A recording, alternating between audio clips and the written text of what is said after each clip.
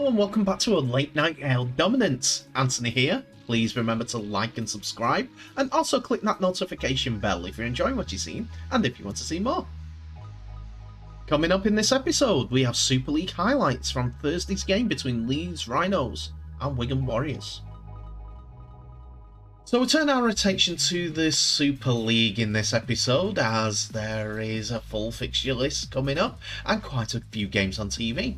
And we bring you the highlights once again in this episode for the Thursday night game.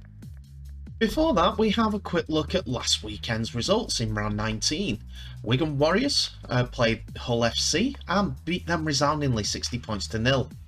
St Helens 25, Huddersfield Giants 0. Castleford Tigers 35, Warrington Wolves 22. Toulouse off the bottom of the table 20, Leeds Rhinos 6.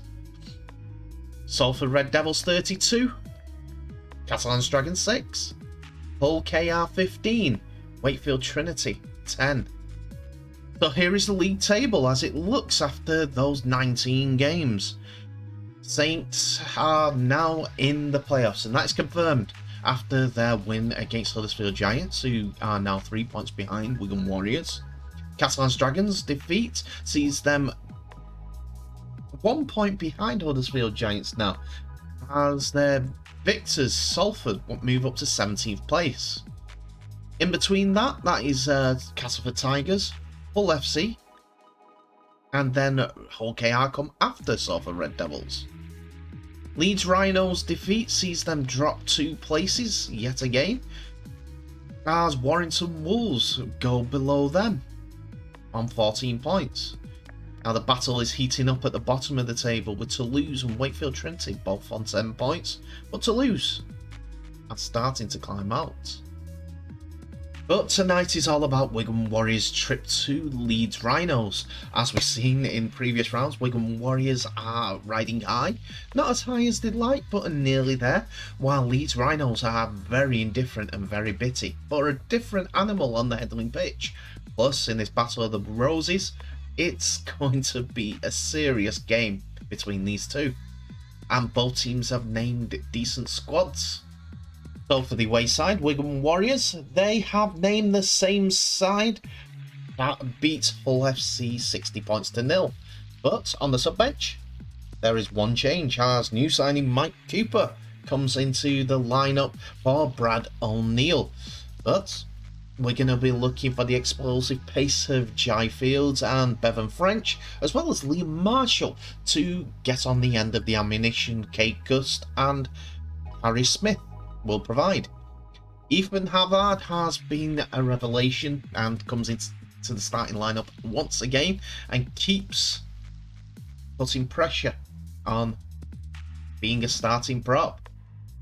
Kai Pearce-Paul is in for the injured John Bateman yet again, as Bateman misses out in this match against Leeds Rhinos.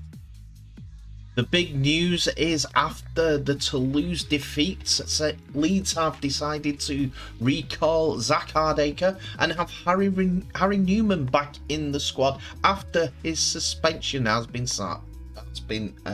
served. Richie Myler goes into the halves instead of playing fullback like he did last week, while in the forward line we see Reece Martin go back to second row with James Donaldson on the pitch. Bodine Thompson comes into the starting lineup at forward as Leeds are looking for the formula to get a winning run together, with the likes of James Bentley and Mikhail Ejoledzki on the starting lineup. On the bench, Brad Dwyer, Morgan Gannon, Yusuf Aydin, who is on loan from Wakefield, comes into the bench, and Muiz Mustafa as well completes the lineup. And we begin with Leeds Rhinos being the first team to score, as a kick by Richie Myler is battered down by Liam Marshall and finds Sutcliffe, who goes over the line for the opening score to Leeds Rhinos. A video referee had to check it, but the decision was given in Leeds' favour, as it was good effort to compete against the ball. Liam Marshall fumbled it. If Pussy Tua didn't touch it, I don't know. But the video referee says that Sutcliffe did enough to get there, was onside, and did enough to ground the ball. 4-0 to Leeds, and Martin made it 6 with a conversion from the touchline. Great effort from the Leeds man. Leeds got on the scoreboard yet again after Ash Hanley took 3 Wigan players to get him down in the tackle and cause a little bit of disruption in the Wigan defence. It was a good short ball by Richie Myler that sent over James Bentley for the second try of the game. See that little nudge there? If it doesn't get checked for assault, then we don't know what is. Neither does the RFL. Anyway, it was a great short ball. Leeds were deservedly in front.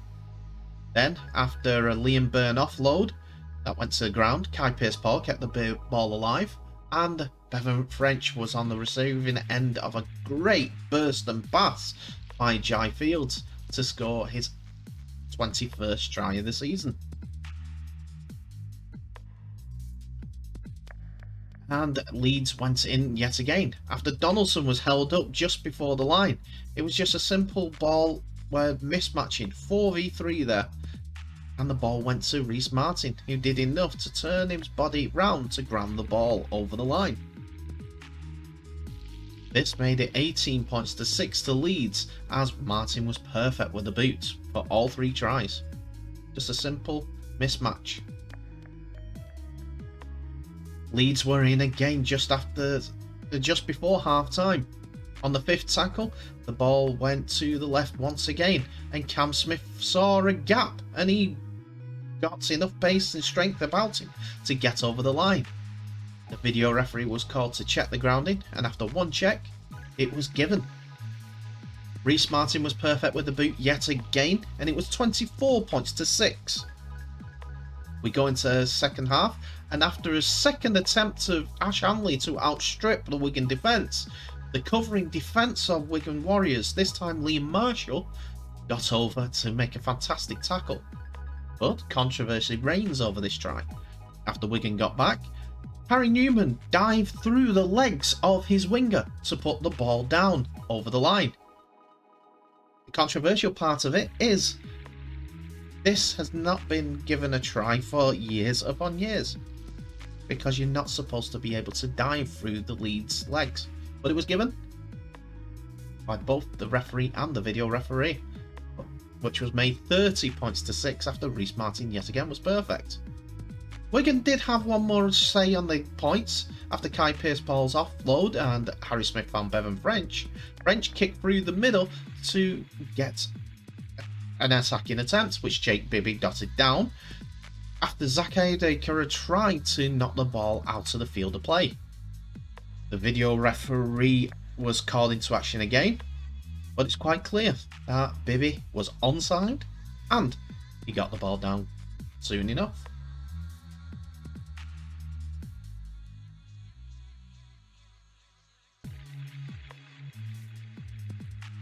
Wigan was static at defence though, because Brad Dwyer's double dummy, double pump and stretch over the line, past some weak defensive effort from the Wigan forwards, saw him score Leeds' next points as they extended their lead to 34 points to 12, which was 36 because Martin was perfect again. And the last save did go to Leeds Rhinos, and this time it was Muiz Mustafa who did everything himself. His strength to bump off Mike Cooper and carried over Cade Ellis and Oliver Partington to score underneath the posts got him a well-deserved try. And put the cherry on top, the Leeds win. Strength, pace, bump off, just kept going, and was strong enough to get over the line. Right underneath the post, which meant Martin could add the extras in a 42 points to 12 victory for the Leeds Rhinos. Oh, what a game that was. On the summary, Leeds Rhinos with that team, with that bench, should not have been anywhere near the Wigan Warriors team on paper.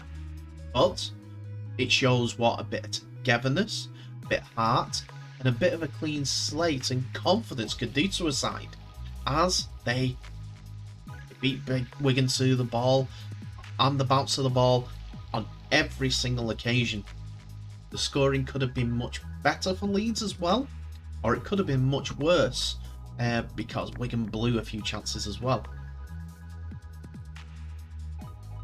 It was a day for Matty Pete's side to forget completely, but Leeds Rhinos a good one to remember as they got the win over Wigan Warriors. Tell me in the comments below what your thoughts are on the game. But anyway, thank you so much for watching. Please remember to share this video worldwide. And in the meantime, please stay safe. I wish you all the best, and I'll see you in the next episode.